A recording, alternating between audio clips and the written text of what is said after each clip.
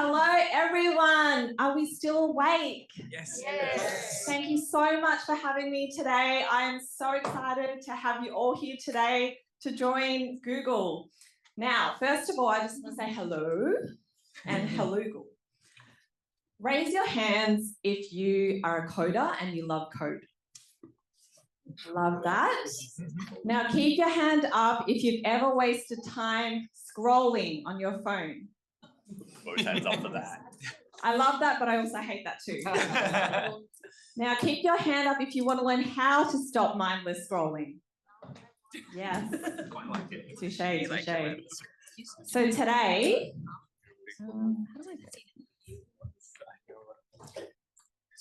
today that's what we're going to talk about. We're going to talk about how to use your phone as a tool, not a trap.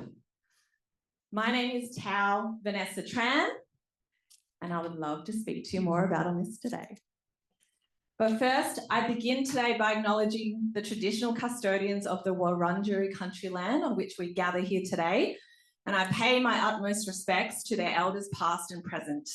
I extend that respect to Aboriginal and Torres Strait Islander peoples here today. So we all love a story, right? Well, once upon a time, I never had a mobile phone.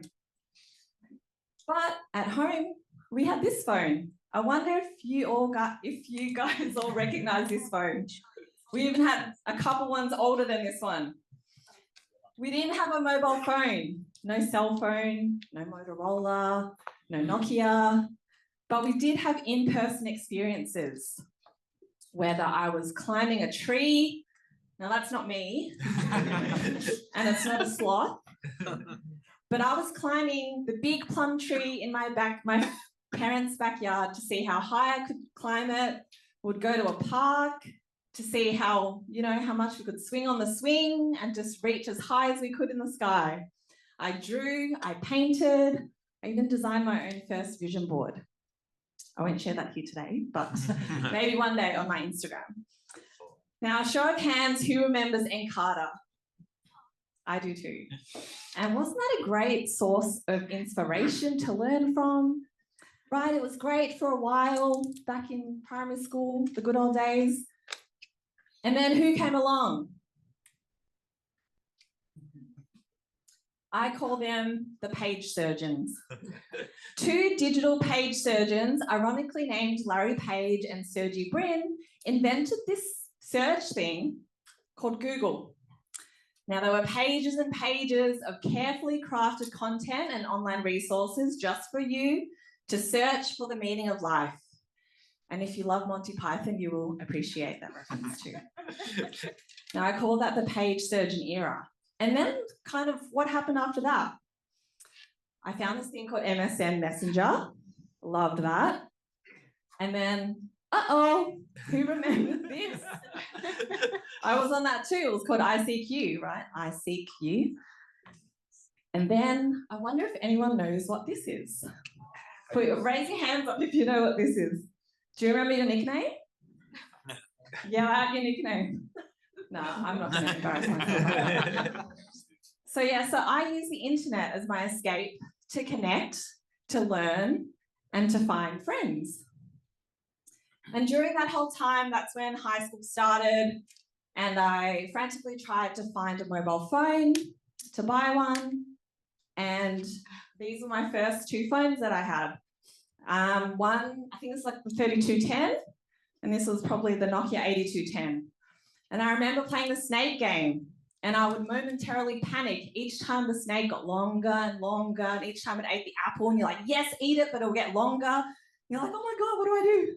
So anyway, my pastime was waiting from 8 till 10 p.m. to talk for free, thanks to Optus. Yes. So thank you, Optus. Maybe not last year during that cyber attack, but thank you so much for teaching us delayed instant gratification. And then what happened? Wow. Android versus Apple. At the end of the day, it's still the same way to communicate, right? Smartphones changed our lives forever. Think back to when you owned your first smartphone. How did you feel? Was it better than playing snakes? Were you waiting in line at the Apple store, or is there an Android store? Maybe one day, sorry. I own both, by the way, so it's okay. Were you waiting in anticipation, standing in line to get your next phone? So we have the internet, phones came along, connectivity. You must be thinking, Tao, what does this have to do with the topic of today's talk? Well, we're all here to learn, right? We're all here to learn. We're all here to share. And we're all here to care. That's not me either. So technology has changed our lives for the better. But also it has helped us in many ways, if used appropriately, through mental health. It's also given us resilience, or tried to. We're also more creative in coding. We might have breakdowns because of the things that we consume online or just going through life, or we might have breakthroughs.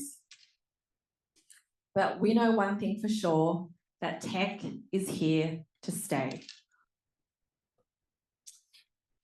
Now let's talk about phone addiction for a little bit. Who here thinks they're addicted to their phone? Yeah.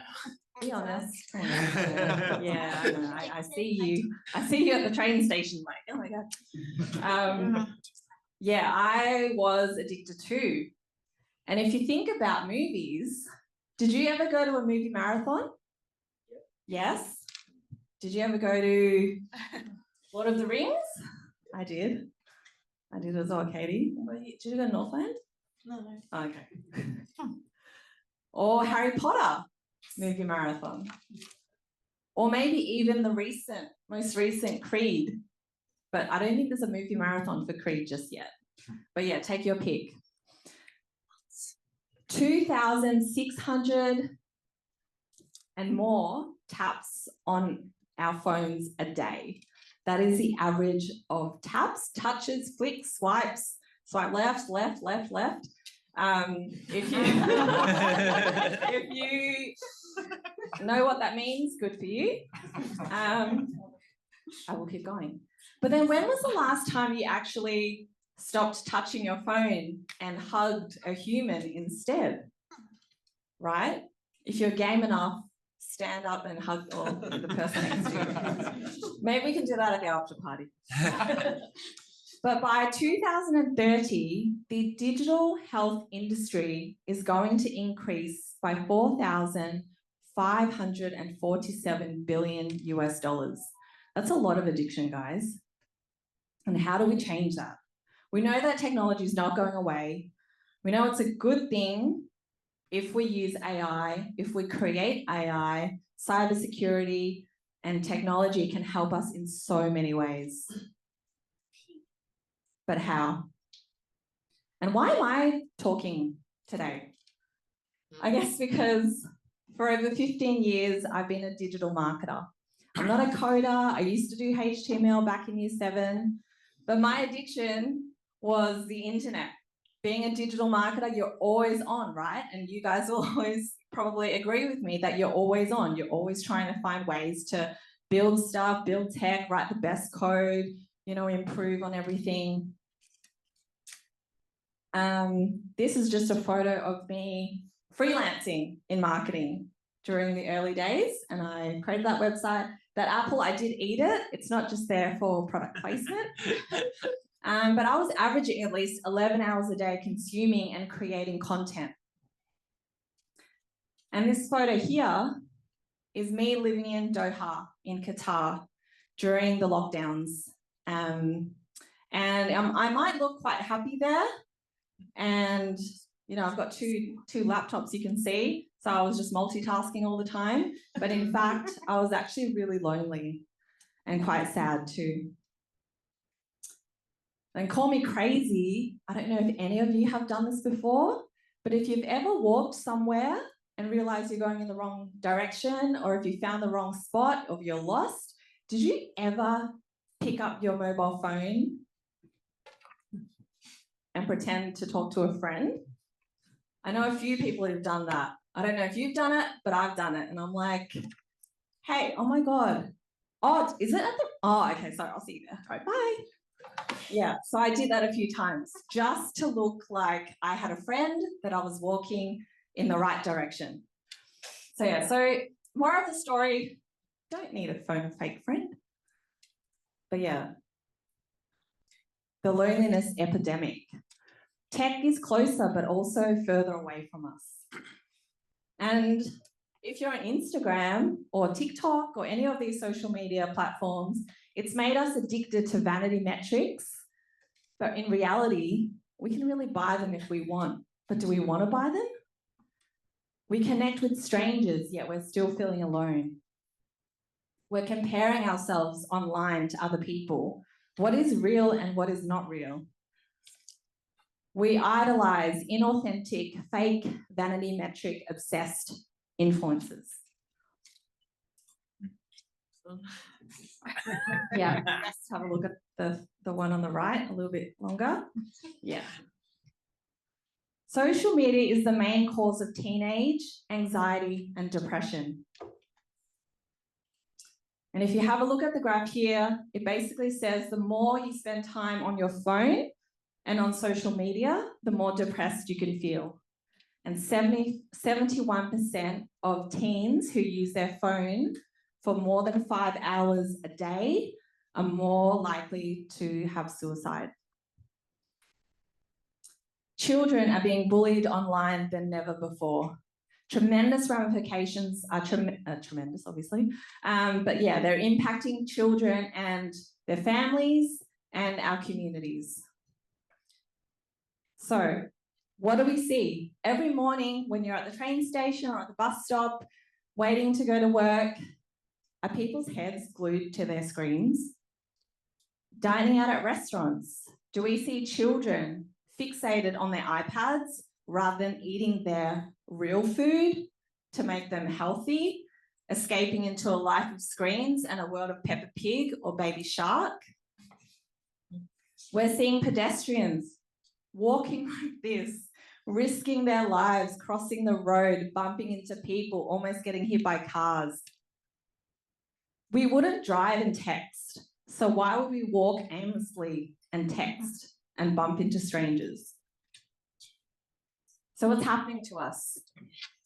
Digital dementia, loneliness, I'm just going to read because it's easier, isolation, depression, over-scrolling, poor content and stimuli, FOMO, which is fear of missing out. And the one main thing that I noticed that when I interviewed people, they said they feel sad or numb and distracted. So the problem, we know that there's a problem. Yes, Tao, we know. What's the solution? Okay, so lack of hobbies. There's an infodemic. It's too much information. I don't know what to look at. I don't know what's real or what's not. Poor eating habits. Eating your phone out. But phones aren't the trap to making us feel worse. Social media isn't the trap. App developers, you guys aren't the problem either. That's good news, phew, right? Yeah, this dude, yeah. He's actually texting his girlfriend going, what are we eating at today? It's not Google, it's not Instagram, it's not TikTok that are the problem. The real trap, I believe, are the experts, the digital experts and the influencers and the content creators who are creating content that may be the trap. Fake content, lack of original inspiration, lack of online stimuli, the validation that makes us feel valued, wanted, and sexy. That's the trap. Consuming fast content, deep reading is dead. So, do we want to fix this? It's not going to be easy. It's not going to be, can't do this, just by tonight. The question is, do we want to fix this? The answer is yes. And I've used Simon Sinek's model of start with why. So why do we scroll mindlessly on our phones? I've asked hundreds of people And 82% of people say that they waste time scrolling. So I mentioned this a little bit earlier, feeling lonely, FOMO or left out, feeling numb and empty. We scroll because there's nothing to do. We got no hobbies, or we have no healthy alternatives. There's a lack of belonging, a lack of purpose in life. And the one thing that kind of married it all up was the lack of happiness and fulfillment in life. And the lack of fulfillment, I mean, we all want to feel fulfilled as humans, right? We all want to wake up like this lady here, filled with purpose, excited to start our days. Yes, I love Google. We want to be successful in our careers. Look, he's not in bed. He's on his desk, at his desk, but same. We want to be successful in our careers. We want to have meaningful relationships. And maybe even find true love, right? Happiness is an emotion, and by nature, emotions come and go. We can't feel happy all the time, but we can try and feel fulfilled. Fulfillment is a state of being that you can achieve regardless of how happy you are or aren't. Selfless contribution, serving and influencing others as a purpose. That's our legacy. As developers, as engineers, it's your legacy to create intangible value of virtues that you leave behind to once you pass.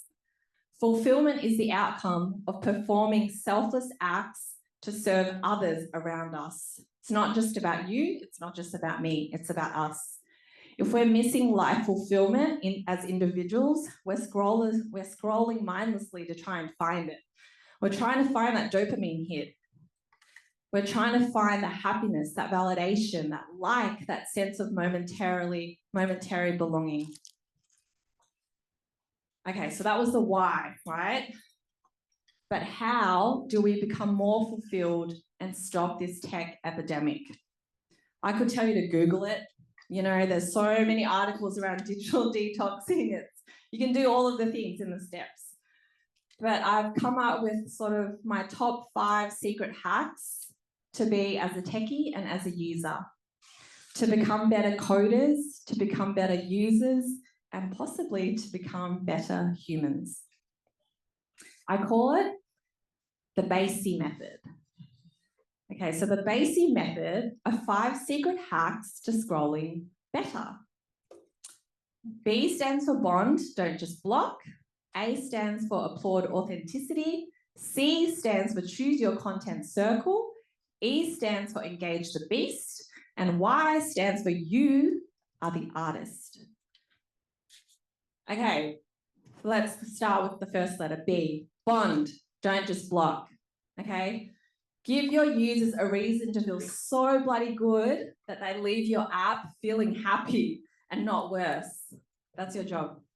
Don't reward users by blocking or just limiting the use of other apps that they actually love. So if they love Instagram, don't develop another app to block Instagram so that they can, go around, block your app, go around and then use Instagram and then come back. Like, that's cheating. Empower and fulfill your users with healthier alternatives and eat right, because no-fat diets or going cold turkey is really going to fix it. So bond with other app developers, collaborate, don't just block things. It's not going to work. And if you think about food, we can't just block food, right? It's the same thing. A, applaud authenticity. Okay, so I think, who believes that we should fake it till you make it? Wrong. To some degree, but I think it should be authenticated till you make it.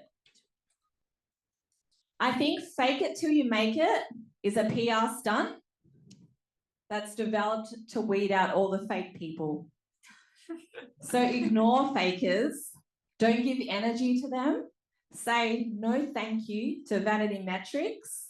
If you get a message on Instagram saying, hey, do you want 10,000 followers for like $45? Just say no thank you. That's it. You don't need that. You have to live your truth You have to be authentic. You have to realize that life is a progress, and we have to collaboratively applaud people and businesses who are authentic through truth and vulnerability. Now, raise your hand if you have that friend who stalks other accounts, sends you messages, and gets upset if you don't reply straight away. Do you have a friend like that? We kind of all do, right? But who wants a thoughtful, caring best friend who you don't always see, but you know you can depend on, and you know that they love you, even from afar? Yes. So your phone is your best friend who wants you to be the best version of yourself. You have to choose who your content circle is. Choose who inspires you, who shares the same values as you, makes you think. Choose whose energy online you gravitate towards and follow those people, and unfollow businesses or people or apps that don't align with your content circle. So ultimately, for C, you have the choice to set your boundaries and curate a healthier feed for you. E, who's seen The Matrix? Okay, I should have asked who hasn't seen The Matrix. So E stands for engage the beast. All right, so in The Matrix, will you take the red pill or the blue pill? If you haven't seen it, go see it, but I guarantee that you will love this scene. Taking the red pill means you will live authentically, and taking the blue pill means you will live life on autopilot and take whatever's given to you. You, as the user and the creator, you have the power to improve and change negative content you see on your feed and your search results. So we can't be passive users, we have to be proactive. We have to tell the app or the platform or the people what we like, but also importantly, what we don't like, so that they can feed us things that we actually love for good, for our own mental health, to help us feel more fulfilled. Would you, if you're at a restaurant, ignore the waitress who brought you the wrong dish? No, right? You'll tell them that it's not the dish you ordered. So do the same thing online. And why the last part is you are the artist. Now, I'm just going to show a little video here. Hopefully it works. Do I just click?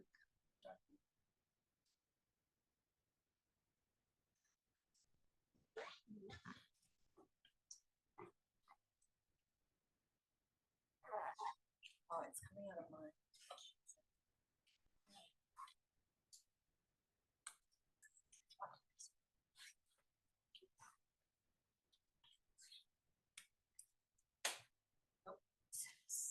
Turn it up slash can't shut them. Okay. That's okay. I just left a few notes. Basically, Mel Robbins says that social media is for you, it's for your dreams, and it's for your self-expression. It's not for your co-workers, it's not for your mum and dad, it's not even for your children. It's for you, and it's for people who find value in you and your content.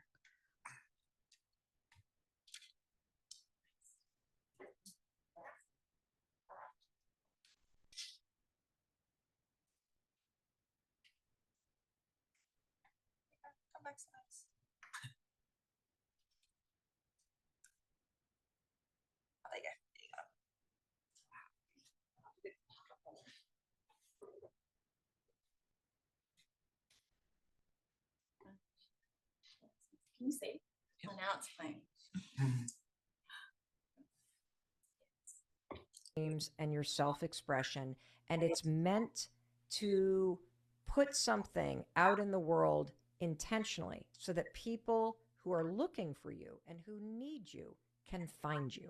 That is what social media is for. It's the way that you do total immersion into who you're becoming. And when you can get clear, it's not for your ex-coworkers, it's not for your relatives, it's not for your family, it is not for your friends. I think most of my long-term friends do not follow me. I'm not putting it out there for anybody else but the people who find value in it. And when you can wrap that around your brain, it'll change your freaking life.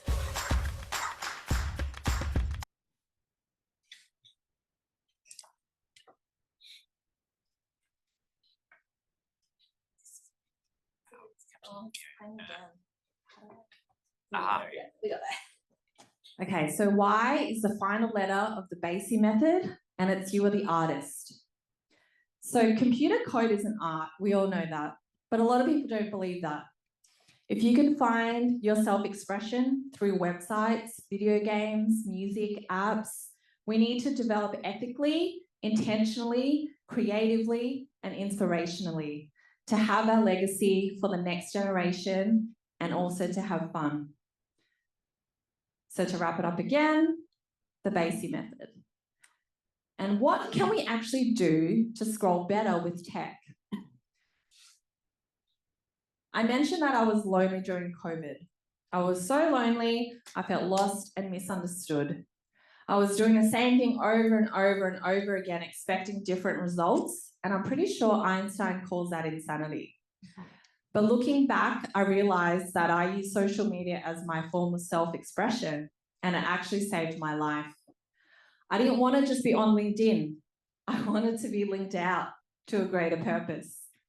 And looking back, all those breakdowns that we have through in life are just steps closer to having breakthroughs.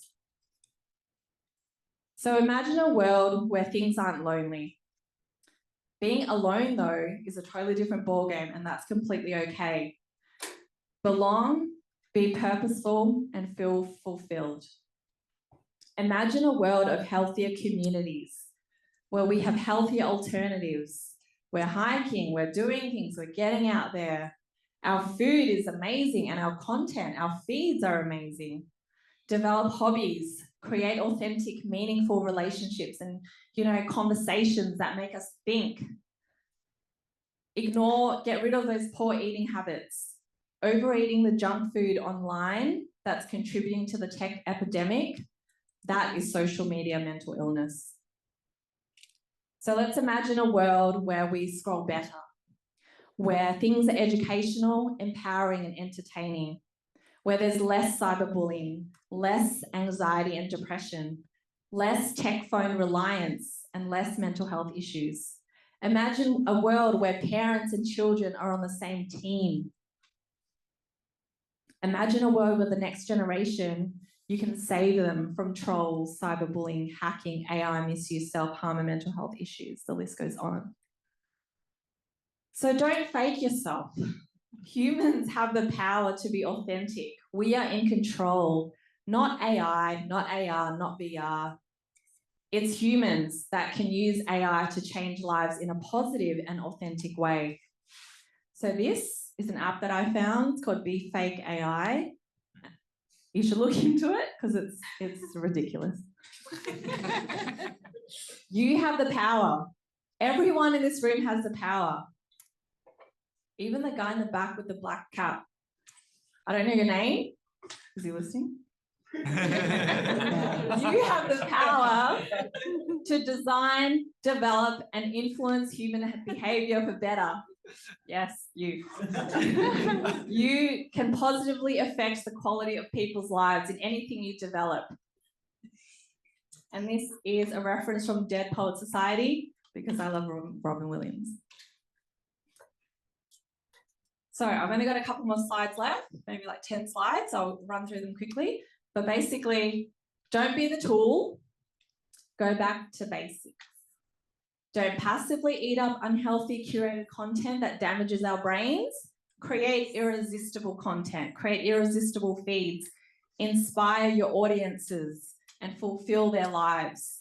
Help them find the dopamine hits through your content, through whatever you develop beyond their screen.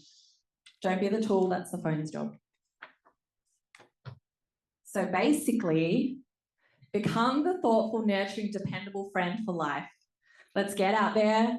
Let's play at the park. Let's climb that tree. Let's keep testing our daily lives with new challenges and always be in beta versions to become a better version of us. So what can we do? First of all, we can detox responsibly, and that means to scroll better. So Detox is something that I created right before COVID, and it's a community for, sorry, let me start that again. Detox is a community for smartphone users, creators, and influencers to support the next generation to live better with technology.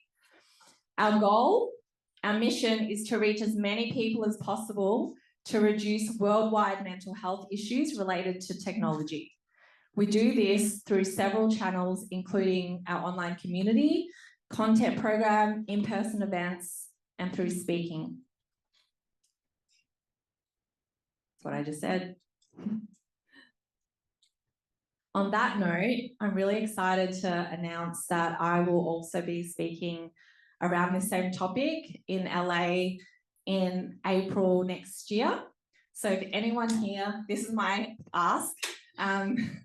Someone said to ask for help, so I do need a bit of help. If you have any colleagues, friends, or connections in Los Angeles, please let me know. I would really appreciate any introductions because we'd love to do an event over there for Detox.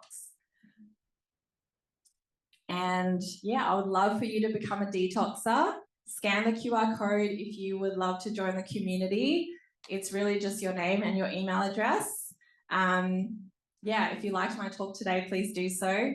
If you have any other questions, come and chat to me afterwards. I'll be at the after party as well, drinking a cranberry juice. Yeah, so basically let's transform tech, mental illness into fulfilling life breakthroughs. Let's get basic, and together we can scroll better. Thank you so much.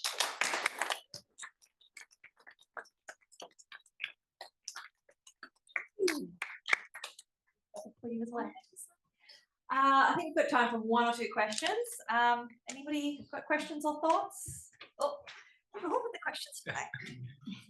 Thanks. That was a great talk. Probably like something to add on it. There's a documentary called The Social Dilemma in Netflix, released in 2020. That would be a great addition to this. Basically, people from inside Facebook, Instagram, and these things tell why is it a bad thing to scroll mindlessly. I think that the basic concept is if you don't pay, you are the product. That's where it starts. One thing that I guess I would like to check is it a phone addiction or a social media addiction? It's a bit of both because social media is on our phone. So it's more so the phone using the device as a tool and not a trap. But a lot of people are on social media. So the epidemic is around a bit of both. Yeah. So would it be probably a better solution to completely not be on social media? To not be on social media? Yeah, like a social media break. Social media is a way for us to communicate to each other as well. So I think for me personally, I love social media, but I use it as a way to express my music, express my thoughts, share ideas from other people who I've learnt from. It's not just a platform for me to, share my, I don't have a dog right now, but like to share, pictures of my dog. That's beautiful too, but I use it as a way to try to inspire people who are on the other side of the screen. So I think because social media is so prevalent now in today's society, especially young children growing up like Sophie as well, it's important to include both. Thank you. No worries, thank you. Any other last questions? No, well done.